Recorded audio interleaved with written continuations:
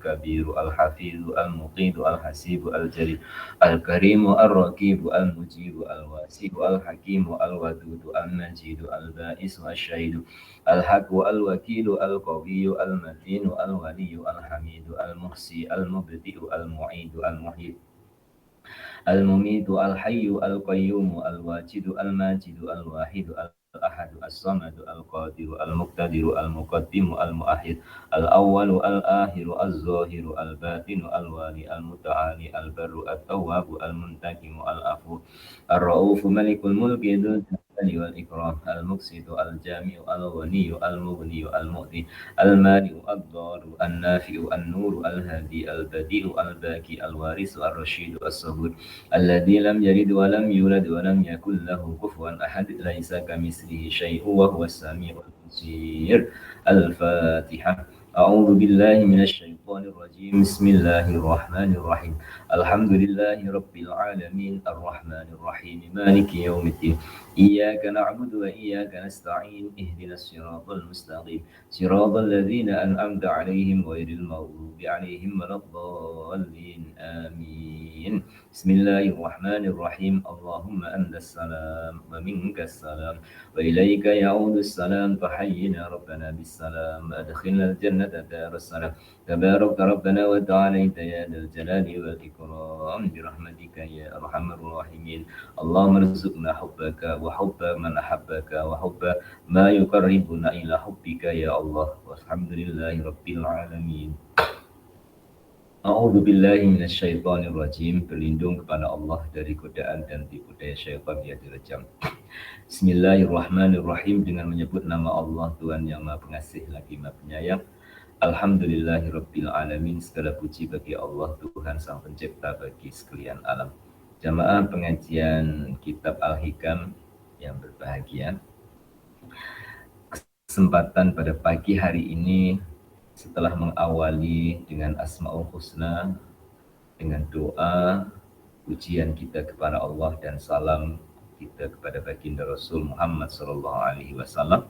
Semoga Allah memudahkan kepada saya untuk menjelaskan dan menerangkan, juga memberikan kemudahan kepada muslimin muslimah untuk memahami, dan akhirnya saya juga semua jemaah dapat mengamalkan ilmu yang kita perolehi. Hari ini menyambung muka surat 46 kata mutiara yang ke-9 akan menjelaskan tentang hati. Hati adalah menentukan amal ibadah lahiriah. Ada dua konsep menurut Imam Ghazali. Versinya Imam Ghazali, lahiriah membantu hati untuk ibadah kepada Allah. Konsep dalam kitab Al-Hikam, hati membantu atau menentukan amal ibadah lahiriah. Kedua-duanya benar dan kedua-duanya merujuk kepada pribadi seseorang masing-masing. Menurut Imam Ibn Athaillah Al-Askandari rahimahullah ta'ala alaih, dalam kata mutiara beliau, saya bacakan terlebih dahulu. Tanawwa'at ajnasul a'mali li tanawwu'i waridatil ahwali. Tanawwa'at, berbagai-bagai jenis, ajnasal a'mali, amal ibadah yang dikerjakan, litanawwu'i waridatil ahwali, karena berbagai rupa segala sesuatu yang datang pada gerak hati. Demikian kata Imam Ibn Athaillah dalam memberi kesimpulan terjadinya satu perbuatan atau satu amalan, satu gerakan. Allah menciptakan manusia terdiri dari dua. Satu, fisik yang kita kasih makan, minum, dan keperluan-keperluan fisik lainnya yang kita layani setiap harinya. Yang kedua, hati. Kita kasih makan dengan zikir, majelis ilmu dan pengajian, yang hubungannya mengingatkan dan menyambung hubungan dengan penciptanya, yaitu Allah Subhanahu wa Ta'ala. Fisik kita dipertemukan oleh Allah Ta'ala dengan dunia seisinya. Dunia seisinya ini Allah pertemukan dengan fisik kita, tepatnya adalah di bumi. Dan keperluan hidup kita ada di bumi. Setelah itu, Allah Subhanahu wa Ta'ala memaklumkan bahwa manusia sebagai khalifahnya. Allah Ta'ala serahkan bumi kepada manusia. Ini ja'ilun fil ardi khalifah. Untuk mentadbir, untuk mengurus.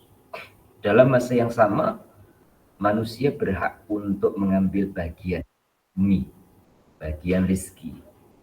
Maka sebagian dari hamba Allah Subhanahu wa Ta'ala pagi pergi kerja, petang balik, atau dalam era modern ada kerja overtime ataupun ada kerja shift, yang sudah kerja malam besok rehat, yang kerja pagi malamnya berehat. Allah perkenankan untuk ambil bagiannya. Sedangkan manusia itu sendiri adalah khalifah yang menguruskan bumi. Bermakna, sememangnya Allah Maha Tahu kita itu menguruskan, tapi kita berhak untuk mendapatkan sesuatu yang kita perlukan dari bumi yang kita uruskan. Coba sama-sama perhati lewat kata-kata saya. Kita ini menguruskan bumi. Dalam masa yang sama, kita berhak untuk mengambil bagian yang menjadi keperluan kita di bumi.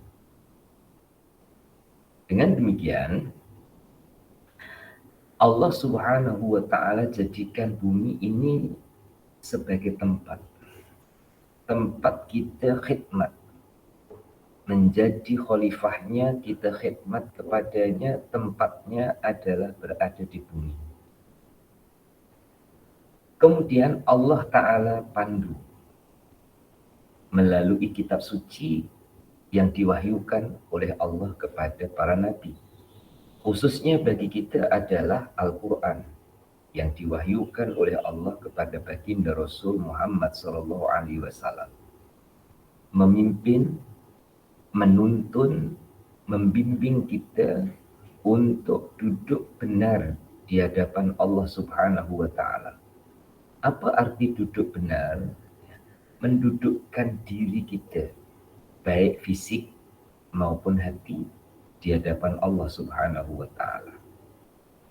Namun manusia tidak dilepaskan oleh Allah, dalam arti tetap ada hubungan dengan Allah. Walaupun seakan-akan diberikan kebebasan. Manusia seakan-akan diberi kebebasan untuk membuat pilihan.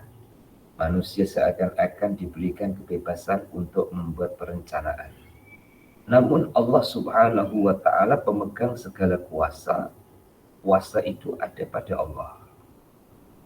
Yang pada akhirnya manusia dalam segala amalnya terbagi menjadi dua. Satu, amal lahiriah yang dapat dikerjakan oleh anggota.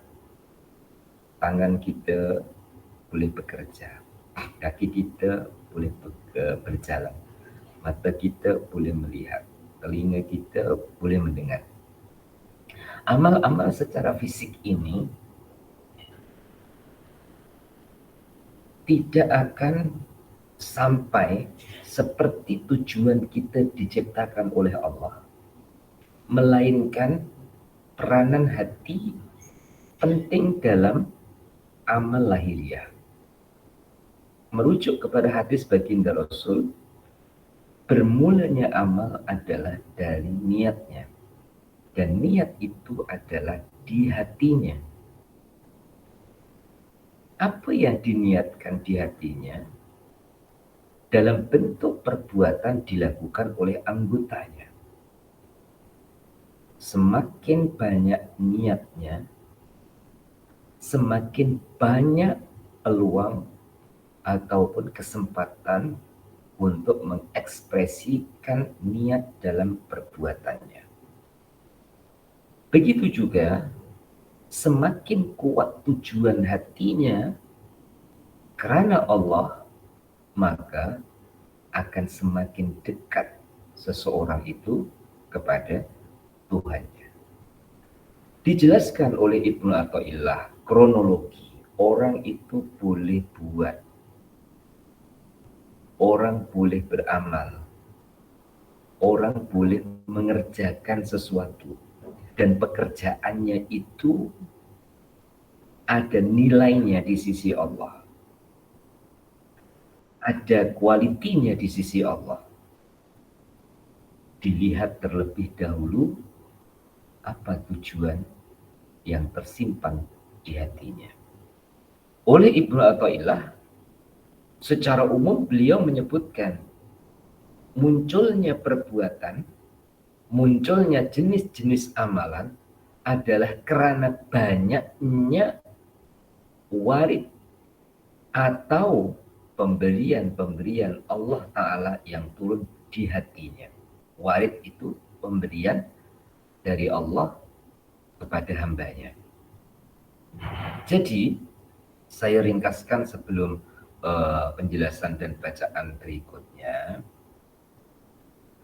Berputar antara fisik dan hati dalam urusan ibadah atau dalam urusan khidmah kepada Allah, kita itu dapat melakukan kebaikan adalah dari waridnya Allah turun ke hati kita.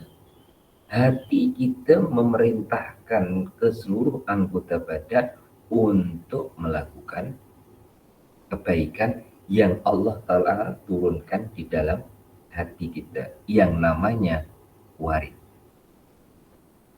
Dengan demikian, sudah semestinya berbagai jenis amal kebaikan yang mampu atau yang dapat kita lakukan adalah jalan kita untuk tambah bersyukurnya kita kepada Allah Subhanahu wa Ta'ala. Karena kronologinya adalah dari Allah, bukan dari kita. Kronologinya adalah dari Allah turun ke hati, dari hati memancar ke seluruh anggota, maka anggota pun bergerak melakukan apa yang diniatkan dan dipancarkan oleh hati seseorang kepada Allah Subhanahu wa Ta'ala.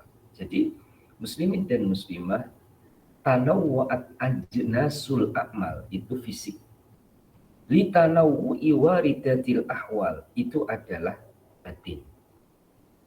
Menurut Imam Ghazali dalam kitab Bidayatul Hidayah adalah lahiriah dulu, baru tertata, membantu menata hatinya.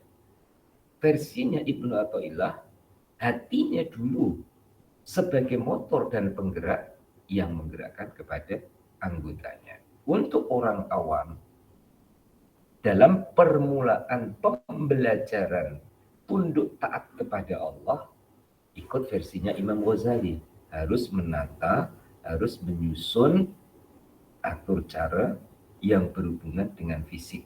Mulai dari bangun tidurnya, selanjutnya sampai tidur lagi. Nanti itu sudah tersusun rapi, akan membantu kepada hati yang namanya nihayah. Karena yang sudah terkumpul, yang sudah terbiasa, yang sudah dilakukan, kemudian memperbaiki tujuan, memperbaiki niat, dibawa kemana? Tentu puncak daripadanya adalah ridhonya Allah Subhanahu wa Ta'ala. Nah, oleh Kiai Muhibbuddin Wali dalam menjelaskan kata mutiara dan kata hikmah ini, beliau mengatakan kalam hikmah ini kita lihat pendek, tapi mengandung pengertian yang mendalam. Penjelasannya satu, dalam perkataan al-a'mal maksudnya adalah al-harokatul jismaniyah, gerak-gerak yang bertalian dengan tubuh jasmaninya manusia, seperti dalam bentuk perbuatan kebaikan, ya, karena bicara kita arahnya adalah amal-amal kebaikan seperti puasa, sholat, atau sembahyang, dan lain-lain yang dilakukan oleh fisik kita. Yang kedua, dalam kalam hikmah di atas, ada perkataan al-ahwal. Al-ahwal itu jamak dari perkataan hal, yang maksudnya ahwal adalah al-harokatul qalbiyah, gerak-gerak yang berhubungan dengan hati. Misalnya, timbul perasaan dalam hatinya yang menyebabkan ia ada rasa kasih sayang kepada fakir miskin, maka menonjollah dalam ibadahnya untuk mengeluarkan zakatnya, untuk mengeluarkan sedekahnya, untuk membantu fakir miskin, yatim piatu, mengumpulkan dana untuk fisabilillah dan lain sebagainya. Atau timbul saja perasaan dalam hatinya bahwa ia telah banyak melakukan dosa dan kesalahan, maka muncullah dalam amal ibadahnya ingin taubat kepada Allah dengan jalan memulangkan harta orang sambil meminta maaf kepada yang bersangkutan dan minta ampun kepada Allah Subhanahu wa taala. Ia pun berzikir, membaca Al-Quran, bersolawat atas Nabi, di samping mengerjakan perintah-perintah wajib yang lain, dan juga bertafakur dalam pengertian al-ihsan sebagaimana yang dianjurkan oleh Rasulullah SAW dan lain sebagainya. Muslimin muslimah jamaah Al-Hikam yang dikasihi dan semoga dirahmati oleh Allah. Tadi sudah sedikit saya sentuh dalam penjelasan awal bahwa ada amal secara lahiriah, ada amal secara batiniah. Ada gerakan lahiriah, ada gerakan batiniah. Nah, antara keduanya bisa terpisah dan bisa menyatu. Yang terpisah bagaimana? Seseorang yang melakukan kebaikan tapi tidak ada tujuan kemana kebaikan itu dibawanya. Yang menyatu, ia tahu kemana ia bawa amal kebaikannya, kemana tujuannya, sehingga amal itu akan dibawa kembali kepada Allah yang memberikan kemampuan ia untuk dapat beramal. Sehingga tidak ada rasa putusnya kepada Allah saat ia dapat beramal, dan ia bawa amalnya itu kepada Allah karena Allah yang memberikan kuasa untuk beramal. Akhirnya bagaimana? Manusia, saya pinjam bahasa Jawa dulu, sak dermo nglakoni, ya, sekadar menjalankan yang dikehendaki oleh Allah. Bisa buat baik itu juga dari kebaikan-kebaikan Allah. Kebaikan yang dilakukan diniatkan juga ikhlas karena Allah. Terus berputar, ibarat arah itu naik, turun, naik, turun, naik, turun. Dari Allah ke hamba, dari hamba kepada Tuhannya. Begitulah selanjutnya, seterusnya, hingga waktu yang ditentukan oleh Allah yang namanya ajal. Oleh itu, dunia ini akan terus berputar. Ya, baik perputaran dalam sudut ekonominya, ataupun dalam politiknya, ataupun dalam perjalanan baik buruknya manusia akan terus bersilih berganti dan terus berputar. Maka bersyukurlah kita kepada Allah.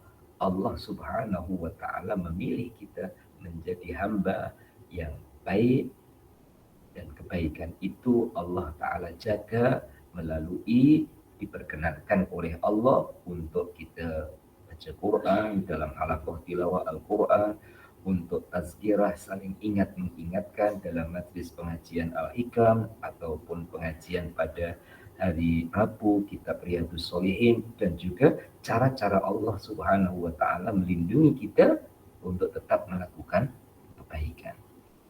Penjelasan berikutnya yaitu sebagusnya dalam beramal menurut ilmu tasawuf, hendaklah seseorang itu dipimpin oleh seorang guru yang alim dalam ilmu syariat dan hakikat. Di samping juga guru itu mengetahui pula hal keadaan murid-muridnya dalam ilmunya dan amalnya. Apalagi tentang penyakit-penyakit hati yang terdapat pada seorang murid. Dengan sebab itu, maka guru dapat memimpin seorang murid melihat keadaannya dan penyakit-penyakitnya.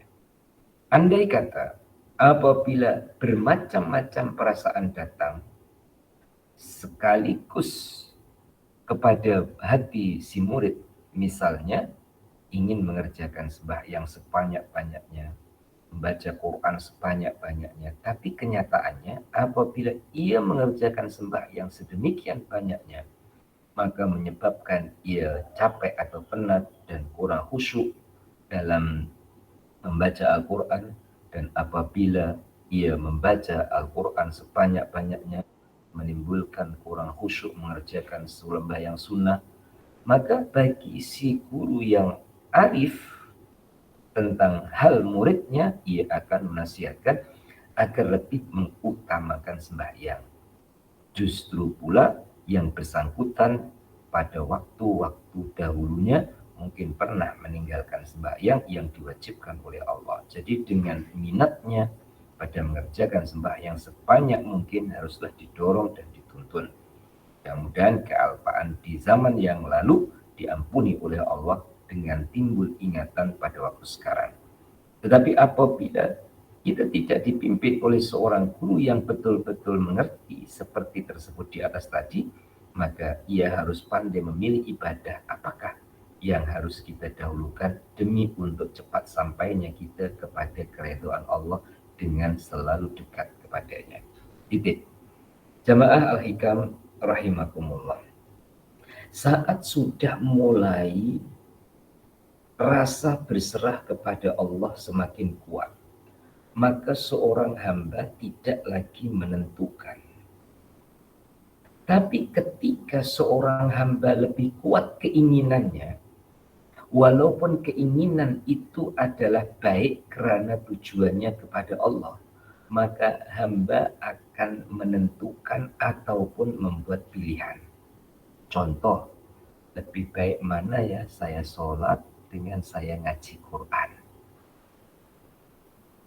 Akan menampilkan beberapa pilihan. Kadang juga bukan hanya hubungan langsung dengan Allah, tapi hubungan dengan manusia. Lebih baik mana ya saya sholat ataupun membantu ibu saya. Lebih baik mana saya baca Quran dengan saya pergi rewang. Nah ini kedua-duanya baik. Jika seseorang lebih besar keinginan pribadinya, maka ia akan membuat ataupun memilih dengan pilihannya. Tapi kalau seseorang itu sudah mulai lebih kuat berserahnya kepada Allah, maka dia akan membaca keadaan itu adalah keadaan yang dikehendaki oleh Allah, berarti keadaan itu yang mana yang ia baik untuk melakukannya. Dan insya Allah ia akan dapat untuk lebih menikmati perjalanan hidupnya. Ia akan lebih menikmati hari-harinya karena selalu berhubungan dengan penciptanya. Satu contoh, ya, bangun dari tidur, ini ada dua keadaan orang baik. Baik semua, ya. Hanya nanti mengikut kemampuan muslimin dan muslimah dalam mengambil kesimpulan. Orang yang pertama, ketika bangun tidur, dia teringat apa yang akan aku lakukan. Tentu karena orang baik, arahnya adalah kebaikan. Orang yang kedua, sedar ia dari tidurnya, ia langsung sambung kepada Tuhannya. Apa yang akan Allah lakukan kepada saya? Apa yang akan Allah kehendaki terhadap saya? Sama-sama kebaikan. Tapi yang satu mendahulukan dirinya, apa yang akan aku lakukan. Yang satu lagi mendahulukan Tuhannya, apa yang akan Allah lakukan. Tentu efeknya ataupun kesannya, natijah berikutnya adalah orang yang lebih besar keakuannya akan menghadapi dua kemungkinan. Kalau tercapai, ia gembira. Kalau tidak, ia berduka. Tapi jenis orang yang kedua, yaitu jika ia sedar bangun dari tidurnya, langsung sambung ke Allahnya, apa yang akan Allah lakukan kepada saya? Hanya satu saja keadaan berikutnya yang ia akan rasakan. Apa? Redho dengan ketentuan Allah Subhanahu wa Ta'ala. Oleh itu, semoga jamaah jamaah Al-Hikam, juga jamaah hatiku yang bersama dalam majelis pengajian pagi ini, latihan untuk menjadi golongan yang kedua. Apa yang Allah akan lakukan kepada aku hari ini? Sehingga dari waktu ke waktu, dari saat ke saat, dari satu urusan ke satu urusan, sambungnya adalah kepada Allah Subhanahu wa Ta'ala. Allah beri kesempatan seperti ini, bermakna tandanya Allah menghendaki saya seperti ini. Nah, merujuk kepada penjelasan yang saya sampaikan atau saya bacakan sebentar tadi, adanya dua pilihan. Kemudian perlu adanya seorang guru yang arif untuk membantu murid membuat pilihan. Ini hubungannya kepada murid, di mana kondisi dan keadaan murid itu masih dalam tahap lebih besar keakuannya ataupun lebih besar kepentingan pribadinya dibandingkan dengan berserahnya kepada Allah Ta'ala. Dan itu juga baik, karena manusia itu bertahap, maka tahapan yang mana kita berada, di tahap itulah kita harus mengambil sikap. Sampai tahap di mana seseorang yang berserah kepada Allah Subhanahu wa Ta'ala dalam arti yang sebenarnya, tawakal dalam arti yang benar, maka tindakannya, ikhtiar usahanya, pekerjaan dan amalnya adalah dituntun atau dibimbing atau diarahkan oleh Allah Ta'ala. Yang keempat, Imam Ghazali telah berpendapat tentang masalah hati yang berhubungan dengan amal lahiriah. Kata beliau ada 3. Pertama, hati kita yang penuh dengan takwa, suci dari akhlak-akhlak yang tidak baik, maka hati yang begini bersinar kepada akal dalam berpikir pada yang baik-baik dan menyebabkan pula terbuka sinar mata hati, sehingga hati selalu melihat segala sesuatu yang baik dan diridhai oleh Allah. Apabila hati telah suci dari segala penyakit, maka dekatlah hati kepada Allah dengan mensyukuri nikmatnya, sabar dan takut kepadanya, serta mengharapkan kasih sayangnya, rindu dan bertawakal kepadanya, dan lain-lain sebagainya. Pada waktu itu barulah hati kita tentram, tenang, dan tidak dikacau balaukan atau digelisahkan oleh persoalan-persoalan duniawi. Sebagaimana dalam Al-Quran Allah berfirman, A'udzu billahi minasyaitonir rajim, alladzina amanu wa tatma'innu qulubuhum bi dzikrillah. Ala bi dzikrillah tatma'innul. Alladzina amanu wa amilus solihati tuba lahum wa husnu ma'ab. Orang-orang yang beriman itu hati mereka menjadi tentram karena mengingati Tuhan, mengingati Allah. Ingatlah bahwa dengan mengingati Allah itu hati menjadi tentram. Orang-orang yang beriman dan mengerjakan perbuatan baik maka akan memperoleh keuntungan yang baik dan tempat kembali yang utama. Wa husnu ma'ab. Surah Ar-Ra'd ayat 28 dan 29. Kunci dalam ayat ini adalah diawali alladzina amanu, orang yang percaya. Kepercayaan ini menjadi dasar. Ya. Percayaan menjadi dasar.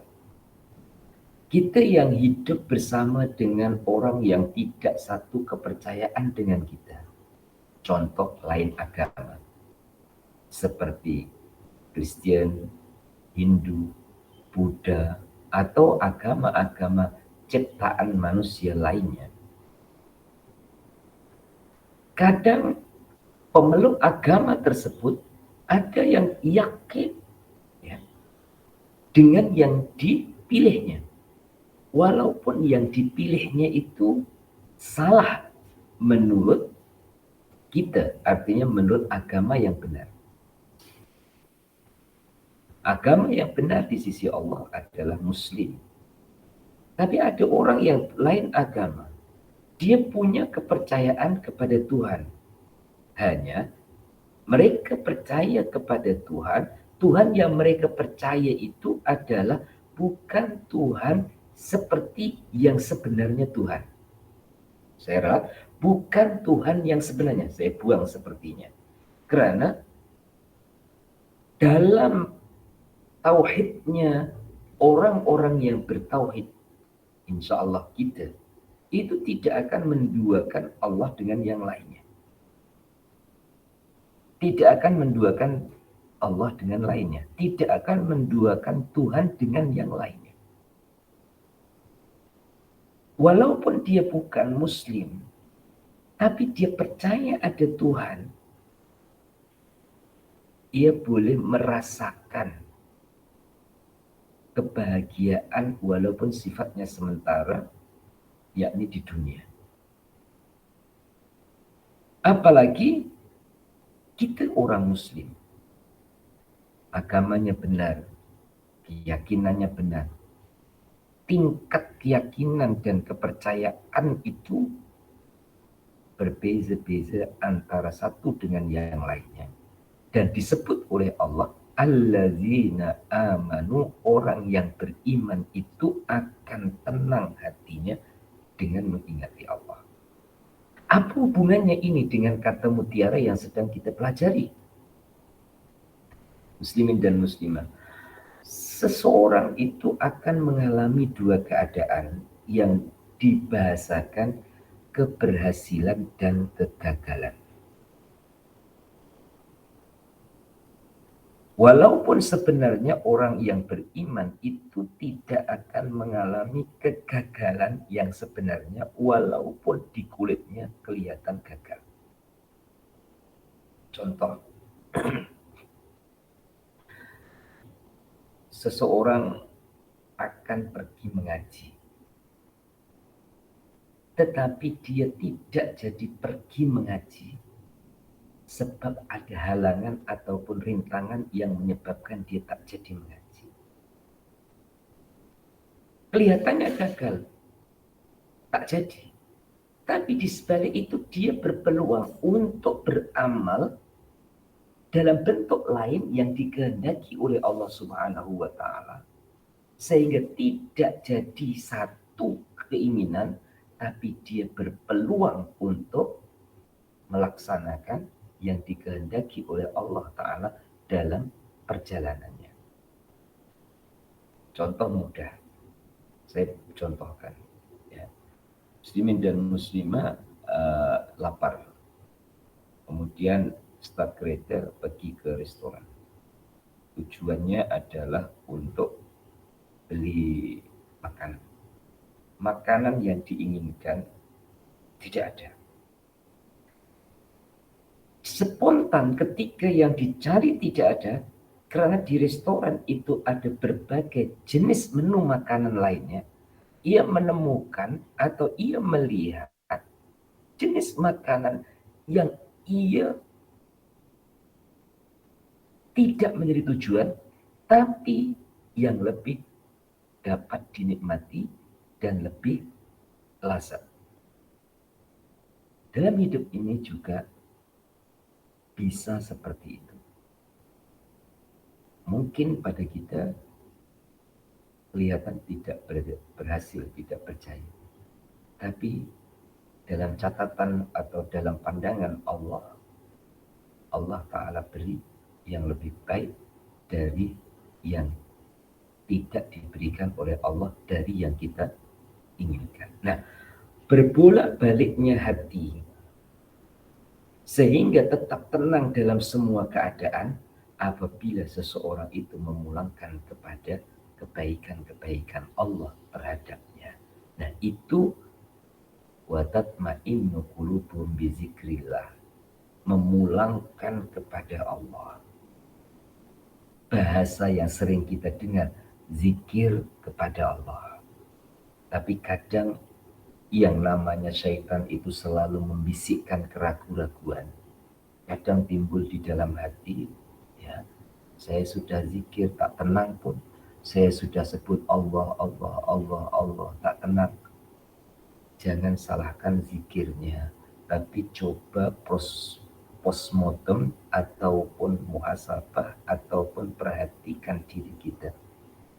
Sudahkah zikir yang kita sebut dalam lisan itu meresap di hati atau dari hati naik ke lisan kita, ataupun hanya sebatas ucapan lisan yang tidak disertai dengan keyakinan?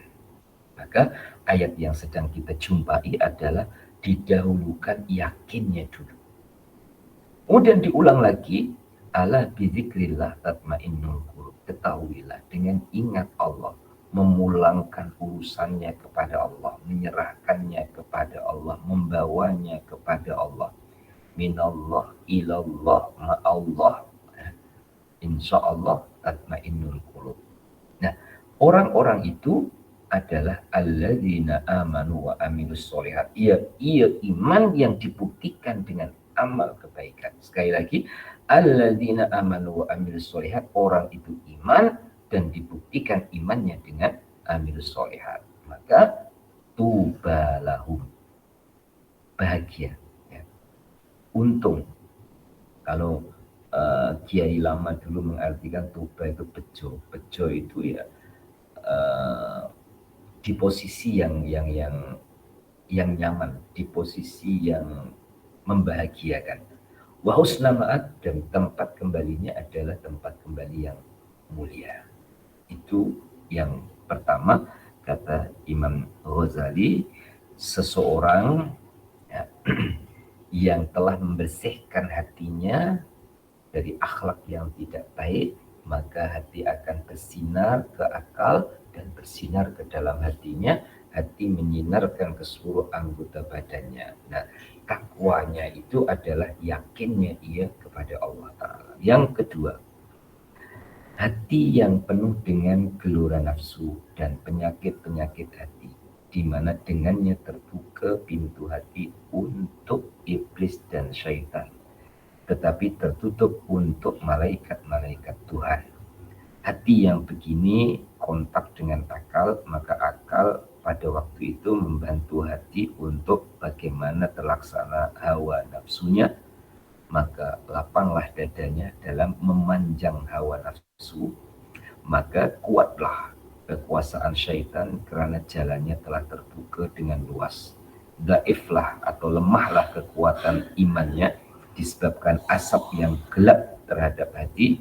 Untuk itu maka Allah menggambarkan dalam firman-Nya dalam Al-Qur'an, ara'aita man ittakhadha ilahahu hawah afa anta takunu alaihi wakila am tahsabu anna aktsarahum yasma'una aw ya'qilun inhum illa kal an'ami bal hum adallu sabila.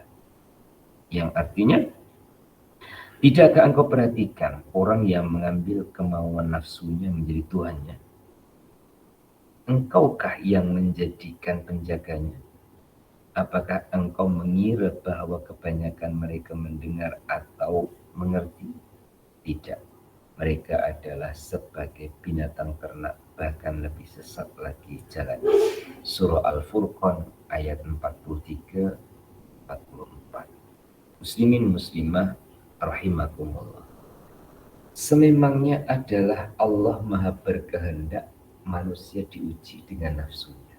Itu sudah jadi kehendaknya Allah. Apabila ada perkataan itu semula jadi kurang tepat, harus dihubungkan dengan Allahnya. Supaya nanti kesulitan yang sedang kita alami mudah untuk kita sambungkan kepada Allah atau minta tolong dengan Allah. Maksudnya begini, sudah menjadi kehendak Allah Ta'ala menjadikan manusia disertai dengan nafsu. Oleh itu, Allah Ta'ala menjadikan manusia perlu sesuatu untuk menjaga kehidupannya. Dan Allah telah menyiapkan sesuatu yang diperlukan.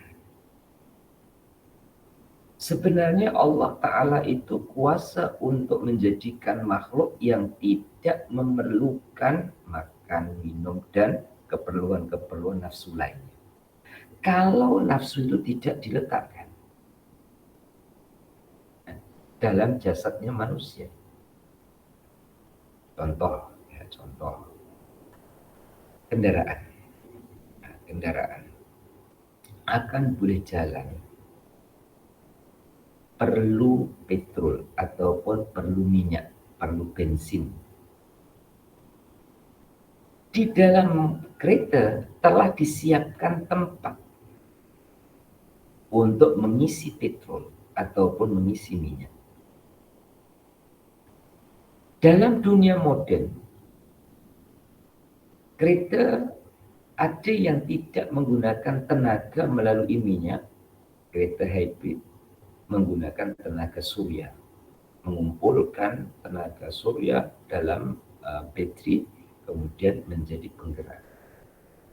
Artinya, memang Allah Ta'ala menjadikan manusia itu akan boleh bergerak jika ada nafsunya. Hanya pergerakannya itu diseimbangkan oleh Allah Subhanahu wa Ta'ala dengan mengurniakan manusia ada hati.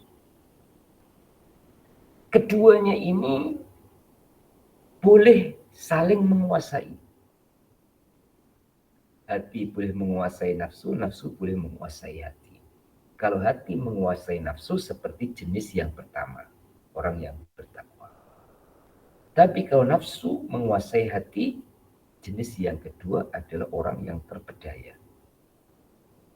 Dalam Qur'annya dalam bentuk pertanyaan. Ara'aita man ittakhadha ilahahu hawa?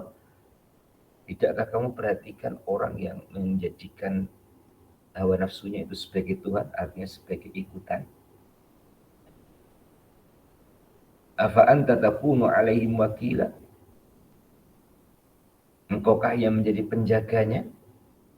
Am tahsabu anna aktsaruhum yasma'una aw ya'qilun? Apakah engkau mengira bahwa mereka itu mendengar ataupun berpikir, mengerti? Allah umpan dalam bentuk pertanyaan.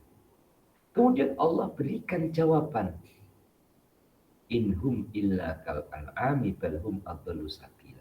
Orang yang dikalahkan dengan hawa nafsunya, hatinya dikalahkan dengan nafsunya, itu tandanya seseorang itu jatuh marwah dan martabatnya lebih rendah daripada hewan, daripada binatang ternakan.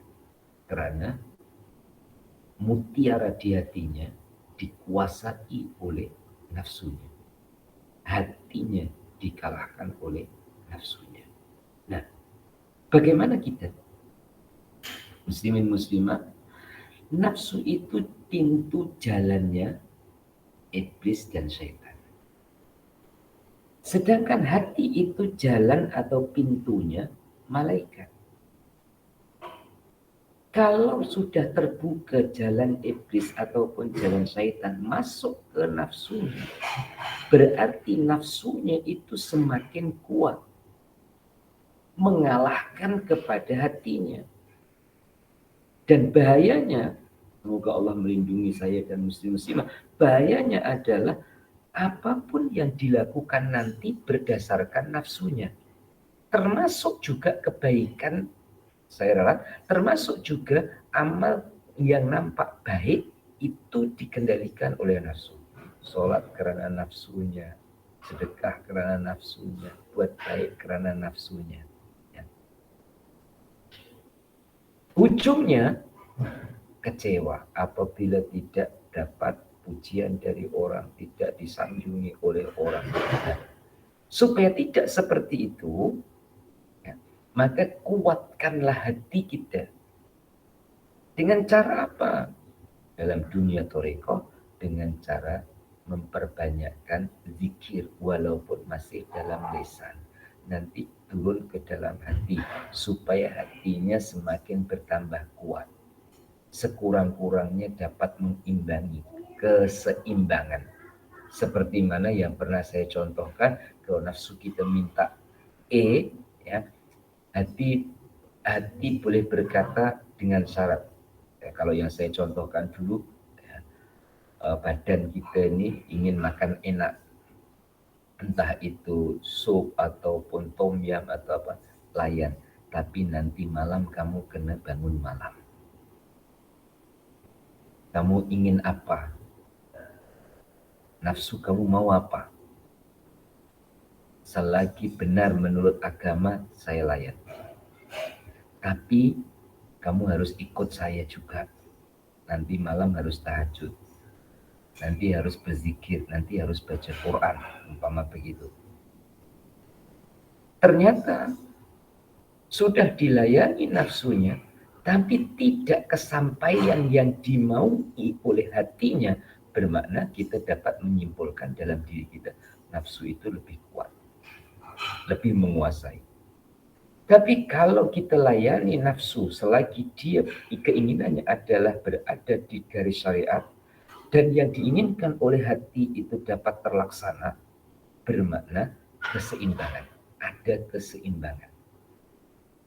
Dapat mengarahkan nafsunya dan juga dapat mengajak nafsunya. Dan inilah muslimin muslimah sekurang-kurangnya semoga Allah Ta'ala menganugerahkan kepada kita demikian, ya, bukan kita mematikan ataupun membuang nafsu kita, karena memang kita tidak akan dapat demikian, ya. Sebab Allah Ta'ala yang menghendaki dalam diri kita ini ada nafsu, maka kita mengendalikannya, ya. Tidak semuanya kita harus memutuskan. Contoh, nafsu ingin makan, tak dikasih makan sampai 2 hari 3 hari, akibatnya letih, lesu, boleh jadi juga mengakibatkan sakit ataupun mengakibatkan yang tidak diinginkan. Layani dia, kita bimbing dan kita arahkan, kita kendalikan, hinggalah nafsu kita juga mau duduk sebagai hamba di sisi Allah Subhanahu wa Ta'ala, sebagaimana di akhir surah Al-Fajr, ya ayyatuhan nafsul mutmainnah, nafsu-nafsu yang tenang. Selanjutnya keterangan tambahan dari jenis yang kedua, dari ayat-ayat ini dapatlah kita pahami bahwa apabila keadaan mereka sudah demikian rupa, maka muncullah ke alam nyata perbuatan-perbuatan anggota yang bertentangan dengan ajaran agama disebabkan menurut hawa nafsunya yang telah mendalam sedemikian rupa dalam hatinya. Yang ketiga, hati yang terumbang-ambing antara kebaikan dan kejahatan, atau dengan kata lain antara malaikat dan syaitan. Hati yang begini adalah hati yang sering ragu, disebabkan kadang-kadang timbul daya tarik kepada kejahatan. Tetapi pada waktu itu datang pula daya tarik kepada kebaikan. Pada ketika itulah yang menang adalah kehendak Allah Subhanahu wa Ta'ala. Sebagaimana firman Allah dalam Al-Quran, فَمَنْ يُرِدِ اللَّهُ أَنْ يَهْدِيَهُ يَشْرَحْ صَدْرَهُ لِلْإِسْلَامِ وَمَنْ يُرِدْ أَنْ يُضِلَّهُ يَجْعَلْ صَدْرَهُ ضَيِّقًا حَرَجًا كأنما يصعد في السماء كذلك يجعل الله الرجس على الذين لا يؤمنون وهذا صراط ربك مستقيما قد فصلنا الآيات لقوم يذكرون. Barang siapa yang hendak dipimpin oleh Allah, niscaya dibukakannya hatinya untuk Islam. Dan siapa yang hendak disesatkan oleh Allah, maka Allah menjadikan dada orang itu sesak dan sempit seperti orang yang tidak beriman. Dan inilah jalan Tuhanmu, jalan yang lurus. Sesungguhnya yang kami jelaskan keterangan-keterangan kepada kaum yang mau memperhatikan. Muslimin dan muslimah, ada terjemah yang terlepas, tentu bukan karena disengajakan, yaitu ka'annama yas'adu fis sama, seperti orang yang naik ke langit. Manusia ini apabila semakin menjauh dari permukaan bumi, ya, akan kekurangan oksigen. Bila kekurangan oksigen, sedangkan manusia perlu oksigen untuk pernafasan, maka akan terasa sesak. Nah, itu diumpamakan orang-orang yang disesatkan oleh Allah, artinya tidak dapat petunjuk daripada Allah, hidupnya itu terasa sempit seperti orang yang naik menuju ke langit karena kurangnya oksigen yang diperlukan oleh tubuh badan. Nah, penjelasan yang ketiga, kita rasakan mungkin yang ketiga ini berlaku dalam diri kita masing-masing. Di mana kadang kita itu datang bisikan yang menyemangatkan kita untuk buat kebaikan. Di satu sisi kadang ada bisikan yang melemahkan, bahkan bukan hanya melemahkan tetapi mengajak kepada kejahatan. Jangan heran dan akui kedudukan kita di hadapan Allah adalah hamba, dan kita akui inilah sifatnya manusia, dan juga kita akui bahwa ada baik dan buruk, itu adalah pakaiannya manusia. Sehingga baginda Rasul pun menyebut kullu bani Adam khata'un, tiap-tiap anak Adam ada salahnya. Namun di situ juga dari jalan salah itu menjadi kenal Allah Tuhan yang Maha Pengampun.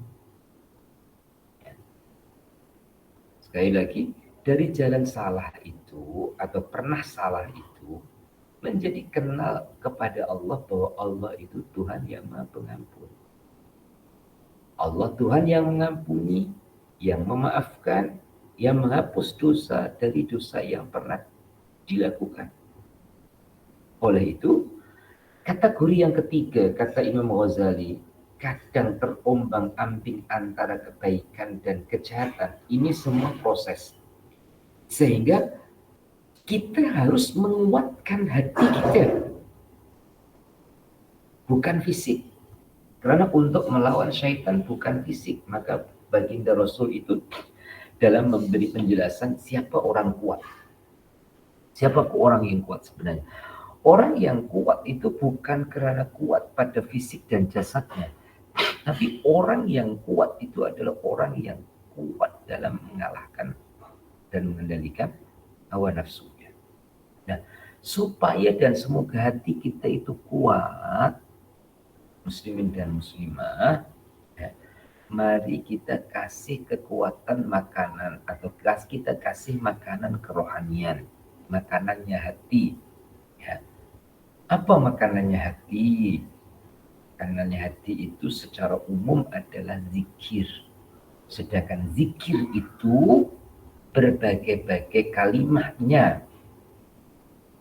Dari berbagai kalimah-kalimah zikir, kalimah-kalimah thayyibah, mulai dari Al-Quran 30 juzu, ya, kemudian berbagai jenis sholawat, kemudian berbagai jenis kalimat thayyibah, subhanallah walhamdulillah wala ilaha illallah wallahu akbar, mengerucut, ya, zikir nafi isbat namanya, yaitu la ilaha illallah, nanti mengerucut lagi kepada zikir Allah, Allah, membesar lagi, bercabang lagi dari zikir Allah itu ke la ilaha illallah, ke subhanallah walhamdulillah, ke solawat, ke ayat Al-Quran, nanti mengerucut lagi ke Allah, kemudian membesar lagi.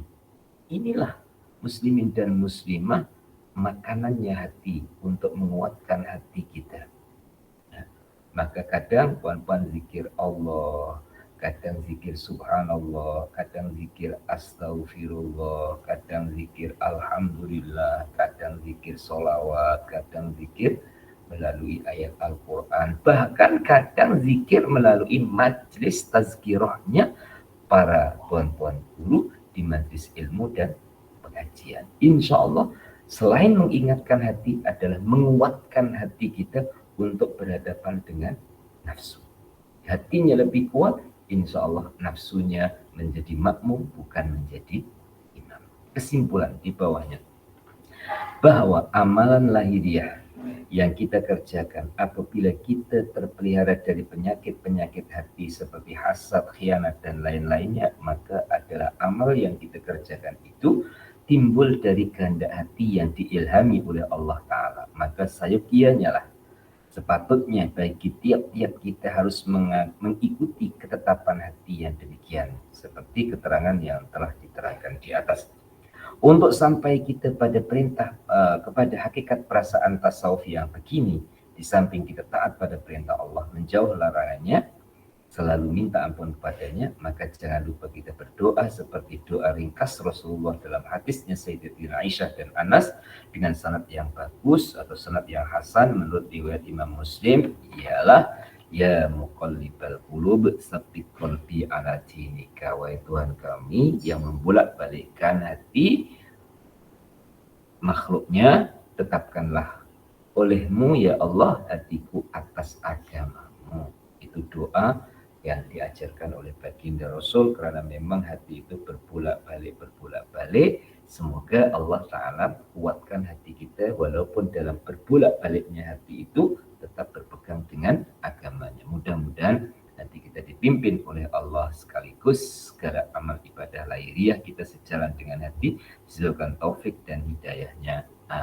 Demikian kalam hikmah ini, dan insya Allah yang akan datang kita akan sambung di kalam hikmah atau kata mutiara yang baru, yaitu tentang keikhlasan. Ikhlas adalah jiwanya amal ibadah lahiriah. Kita akhiri bersama dengan baca doa. Bismillahirrahmanirrahim. Allahumma sholli wa sallim ala sayyidina Muhammad wa ala ali sayyidina Muhammad. Alhamdulillahirabbil alamin. Allahumma rzuqna ilman nafi'a wa amalan sholihan maqbula wa rizqan halalan thayyiban wa asyan mubarakah. Allahumma atina bi nurika ilaika wa akimna bi sidqi ubudiyati bayna yadayka wa allimna min ilmikal mahzun wa sunna bi sirri ismikal masud. Rabbana atina fid dunya hasanah wa fil akhirati hasanah wa qina adzabannar. Wa sallallahu ala sayyidina Muhammad wa ala alihi wa sahbihi wasallam. Alhamdulillahi rabbil alamin. Mohon maaf atas keterlambatan sebentar tadi, dan juga mohon maaf ada kekurangan dan kesilapan dalam menjelaskan, dan segala kebenaran semoga jadi hidayah Allah Ta'ala untuk saya muslimin dan muslimah dalam meneruskan perjalanan pengabdian kita kepada Allah Ta'ala. Kurang lebihnya minta maaf. Hadanallahu wa iyyakum ajmain. Assalamualaikum warahmatullahi wabarakatuh.